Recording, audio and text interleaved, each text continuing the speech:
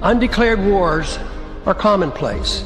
Tragically, our government engages in preemptive war, otherwise known as aggression, with no complaints from the American people. Sadly, we have become accustomed to living with the illegitimate use of force by government. To develop a truly free society, the issue of initiating force must be understood and rejected.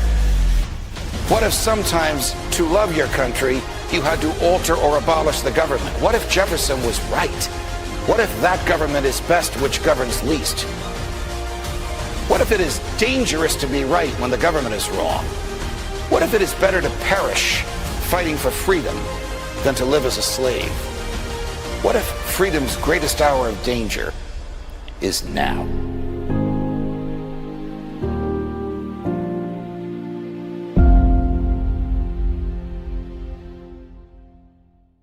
Hi, everyone. Judge Andrew Napolitano here for Judging Freedom. Today is Wednesday, March 4th, 2026. My dear friend Phil Giraldi joins us now. Of course, you know, when I refer to you on Salenti's program, I refer to you as the great Phil Giraldi, and he launches into one of his tirade praises of you. Do you think that Netanyahu personally forced Trump's hand by saying we're going in on Friday night, you better back us? Or do you think this whole thing was planned the whole time and Rubio just came up with this as one of his many absurd excuses? Well, it could have been both. It could have been planned, which I rather suspect and agree with those who are making that argument, but also the actual timing, how it happened. Obviously, we have that last minute interruption when Netanyahu showed up in Washington, or showed up actually in Florida, and that I think is probably where the timing came into it. And this was obviously going to happen, but it was just a question of exactly how they would play it and exactly what time or what date or under what circumstances. I think is probably more important. The actual fact the action would take place. Has the Trump administration yet revealed a consistent reason for going? I mean, is it to obliterate that which we supposedly obliterated in June? Is it regime change, which Hegseth has said it's not? Is it to destroy their Navy, which is the newest condition that we heard out of Witkoff's mouth the last minute? Is it to cause a revolution in the streets, which seems inconceivable given the popularity of the Ayatollah that they murdered? Well, first of all, the stated reasons don't make any sense. I mean, there was no sense, there's no reality to the claim that Iran was rebuilding or building nuclear weapons. There was no reality to this claim about ballistic missiles being constructed that would be able to reach the United States. These were just fake reasons that were contrived to make it appear that there was a good reason for doing all this, which of course there wasn't. I rather suspect that Israel was, in fact, in terms of motive and what the targets were, was the driving factor and continues to be the driving factor. I think specifically the biggest threat to Israel came from Iran's arsenal of ballistic missiles. And so I think that's probably what is being targeted right now to the largest extent, insofar as they can get at these targets, because a lot of them are underground. So it's a kind of situation where we're not getting real good reporting or news on what's going on the tactical level, on the ground. So I'm kind of wondering what exactly they're bombing apart from little girls in schools. Well, we interviewed our friend Mohammed Morandi today. It was a very emotional, very, very emotional interview, Phil, in which he says it's the IDF model, the bombing. So they'll bomb an apartment building. people come flying off balconies, people come running out of the building bleeding, and then the emergency crews come to help these people, and then they attack the emergency crews. Yeah, yeah. This clip is from our dear friend Max Blumenthal. If this is what the right-wing pro-war Telegraph is telling you, then you can be sure the Israeli-U.S. regime is waging an absolute war of terror on Iranian civilians. Quote, terrorists from the Telegraph, Tehran is an apocalypse of hospitals in flames and children buried beneath rubble. Well, that's right out of the Netanyahu playbook. I hate to call it a playbook. It's horrific, but that's what the Israelis do, isn't it? Sure, that's what they did in Gaza. That's what they're doing right now in Lebanon. This is what the Israelis do. They create terror. They hit soft targets. They basically kill as many people as they can, because they basically consider any Arab, even a 3-year-old, to be a terrorist or a potential terrorist. Do they feel that same way about Persians as they do the Gazans? The Kurds, excuse me? Persians, the Iranians, they feel the same way about Iranians as they do the Gazans, that they're less than human? Yeah, of course they do, because these are all Muslims. I mean, that's the key binding factor, who are basically perceived as a permanent racial and ethnic enemy. And they basically, what they intend to do, if Greater Israel is ever achieved through the aid of Donald Trump and others, is basically to get rid of all of them in one way or another. Well, in light of what Max has just revealed and the horrors there, I thought I would point out to you that your favorite senator and his fanboys don't think this is a war. Watch this, Phil. And we may have casualties. That often happens in war. I don't know if this is technically a war. We didn't start this war, but under President Trump, we are finishing it. This isn't a war. We haven't declared war. The Secretary of Defense, who calls himself the Secretary of War, said today this is a war. We set the terms of this war, from start to finish. Nobody should classify this as war. It is combat operations. War is hell, and always will be. Strategic strikes are not war. So this is George Orwell being vindicated yet again. You know, if you call it something other than a war, then you are relieved of the obligations of demonstrating its moral necessity, its lawfulness, and its constitutional compliance. Yeah, I'm sorry, my phone just went off again. Give me a second. At least it's Mozart. Go ahead. That's Mozart. My apologies. That's all right. It Anyway. sounds like it might be not Don Giovanni, but La Nozze di Figaro. Yeah, La Città la Mano. All right. And anyway, the fact is that I think their thinking is that if you don't call it a war, if you don't declare war, then it's not a war. These are just things you do to keep the neighborhood kind of friendly, and it's really quite bizarre. But this is what's coming out of the White House regularly. That this now it is that this is not a war. This is something else. This is a police action, I guess. You know, I have recently befriended Rachel Vallandingham, a retired Air Force officer who's a professor of law at Southwestern Law School, teaching military law. She's a former judge advocate in the Air Force and a former judge of the Military Court of Appeals. She makes a very, very interesting observation. You and I were talking about this before we went on air. In this era where Congress doesn't declare war, it just ratifies wars that the president has started, or it does nothing. It has shifted the burden of preventing unconstitutional wars from itself to the military. the people that Trump speaks to last before he says, pull the trigger. Now, given the type of people in the military with which this president chooses to surround himself, how dangerous is that? Well, that's where it's dangerous, because the president has very carefully, he and his staff have cherry-picked officers, have put them in the senior positions who are basically yes men for whatever Donald Trump comes up with. And that's what we're seeing right now, where Kane in particular was handpicked because he would go along with all of this. I mean, you're a veteran, as am I a veteran. We were both veterans during the Vietnam experience.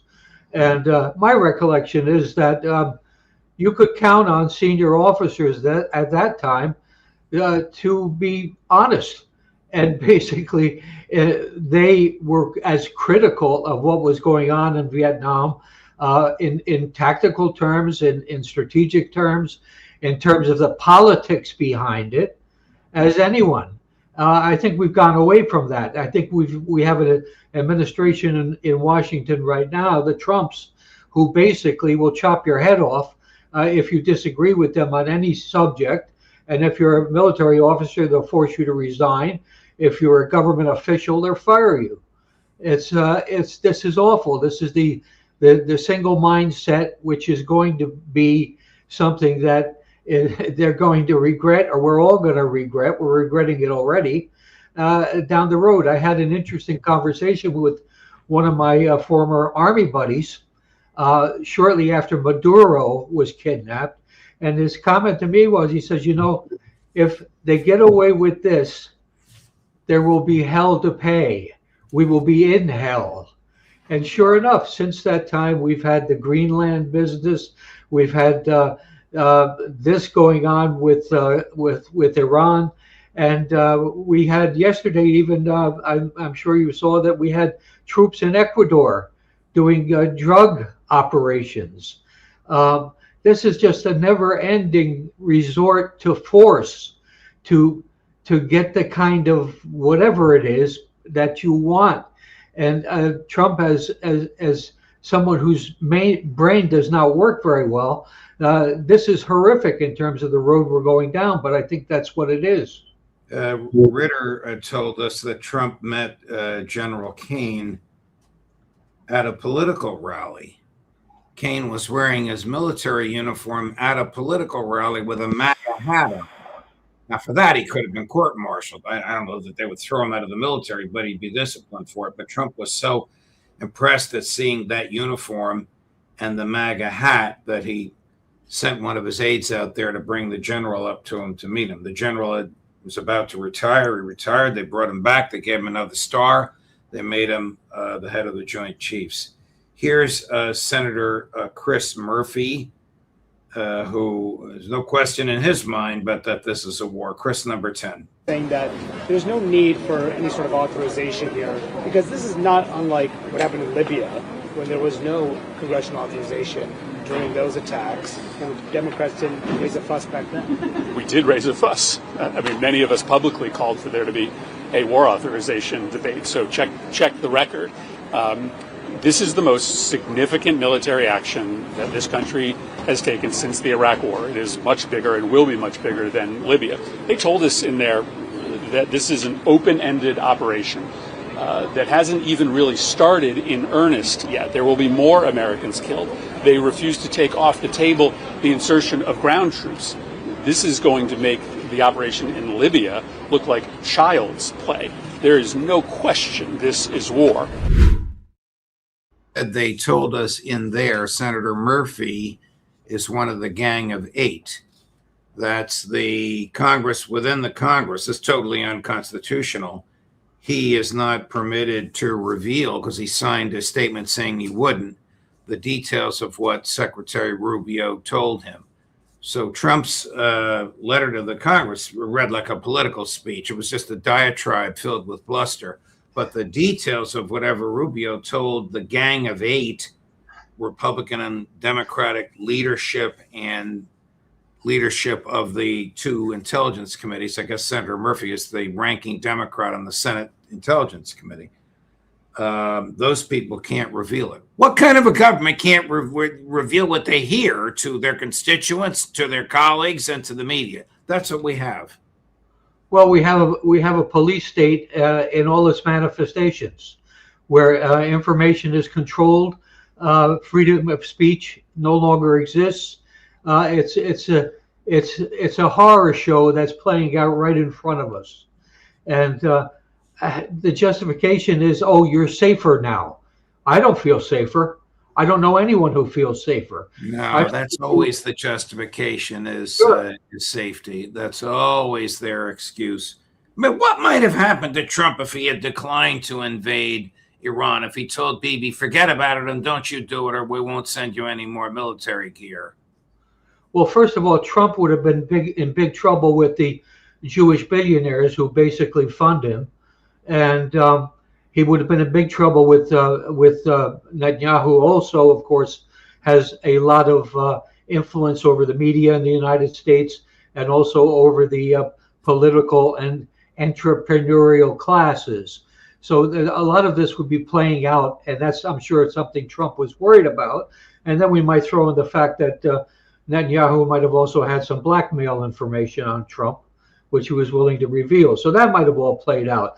But in terms of the United States and United States national interest, we would have been way better off if Trump had told Netanyahu, get the hell out of here. You have basically been corrupting our system, and you've been leading us to go into wars that we don't need to be fighting, and that you don't even need to be fighting. And enough is enough. That would have been a nice message to deliver to Benjamin Netanyahu, our best friend in the world and a great ally. Wow. Is the CIA arming Kurdish rebels and other groups in an effort to create militias and have them attack the government in Iran? Is that going on? Sure. This has been going on, to my knowledge, since I was a CIA case officer in Turkey back in the 1980s. And we were at that time, had a number of people in various places that we were trying to subvert. And we always played the ethnic card, which means that we would look for a place like Iran or like Syria and essentially be using the different ethnic groups that weren't of the dominant group. In other words, you don't try to recruit a Persian. You go out and you try to recruit someone who is from one of the other ethnicities. And the Kurds, of course, would be a prominent one. And you would use them to do whatever spying you wanted to do inside Iran. Or other places, and you would use them also to, in some cases, to actually carry out terrorist acts that you cannot do as an American trying to get into the country and do that. And that's how you play the game. Now, the danger in what Mr. Trump is playing with and with Hexet they're playing with right now is the Kurds that they are thinking of arming and sending as militias into Iran to be the boots on the ground in the first phase of this war. Essentially, Turkey is not going to put up with that. Turkey, as you probably well know, has a major, shall we say, Kurdish issue. And the Kurds basically have a presence in Syria. They have a presence in Turkey. They have a presence in Iran. They have a presence throughout the region. And this was because at the end of the First World War, rather than create a Kurdistan and give them a country of their own, they just kind of divided them up. And they've been real pissed off about that ever since. 120 years ago, or 110 years ago, Representative Jared Huffman, Democrat of California, just posted this on X. Wait till you hear this. Now, you and I are traditional Roman Catholics, but listen to this nonsense. Our troops are being told that war with Iran is part of a biblical prophecy for Armageddon that Trump was anointed by God to carry out. This is what happens when Christian nationalism infiltrates the government, and people are dying because of it. Yeah, that came out of Hegseth, I think. Yes. I believe he actually even said Jesus was involved somehow. He certainly said God, but I think there was a Jesus in it too. You talk about misappropriation of a message of a religious leader. I mean, you got to do a lot to top that one. Yeah. Look, I don't know where this is going to go. Well, let me ask you this, because these guys are supposedly neutrals. They're mediators. What do you think Witkoff and Kushner whispered into Trump's ears on Friday night? God, I would be horrified to be hearing it. But these two people are two of the most worthless individuals that Trump has managed to come up with to totally screw up our foreign policy and to basically have a hand in creating and extending the wars that are going on in Europe and also in the Middle East.